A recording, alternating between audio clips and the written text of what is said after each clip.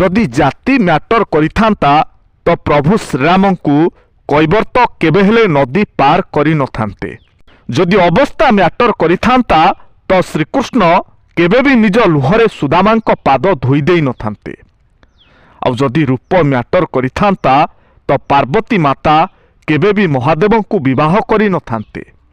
कौन सांग माने ठीक तो कमेंट रे आपणकर उत्तर लिखिबा पई अनुरोध। आ जदि एही भिडियोटी आपनकु भल लागि थाए ताले निश्चय गोटिए शेयर करिवे।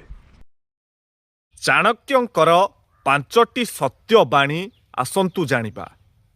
मिथ्यार मूल्य केबे भी दीर्घ समय पर्यंत रही पारे नाही। विपद समय लोकंकर असल चरित्र खोली देई थाए। किए मित्र एवं किए शत्रु एमानकु ठीक भावरे चिन्हिबा शिखंतु।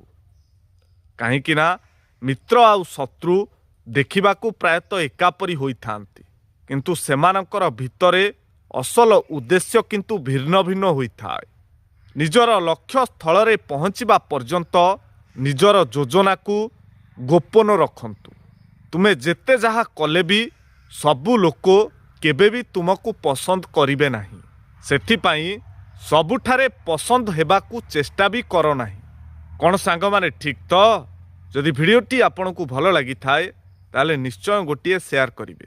आउ ही भिडियोटी आपनकु किपरि लागिला कमेंट रे आपनकर मतामत देबाकू केबे भी भूलिबे नाही। सांग माने कोनोसी मूर्त व्यक्ति को श्मशान को नेकी गला बेले एइटा भाबनी जे तुमे ताकू तार शेष ठिकणा को नेकी जाउछ, बरं एइटा भाब सेई मूर्त व्यक्ति तुमको तुम शेष ठिकणा देखैबाकू नेकी जाउछंती, जेउठी सबु गर्व आउ अहंकार रो शेष, जेउठी धनी गरीब सबु समान। गोटिए कथा मने रखंतु, सी जेते प्रभावशाली व्यक्ति हुअंतु ना काहीकि मरीगला परे समस्तंकर परिचय केवल शब।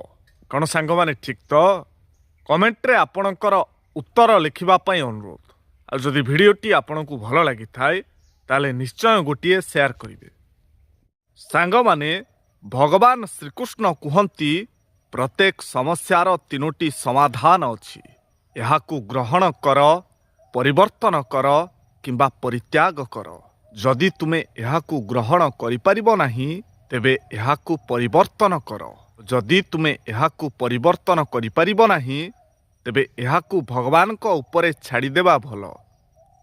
कौन सांग माने ठीक तो कमेंट रे आपणकर उत्तर लिखिबा पई अनुरोध। आ जदि भिडियोटी आपनकु भल लागि थाए ताले निश्चय गोटिए शेयर करिवे।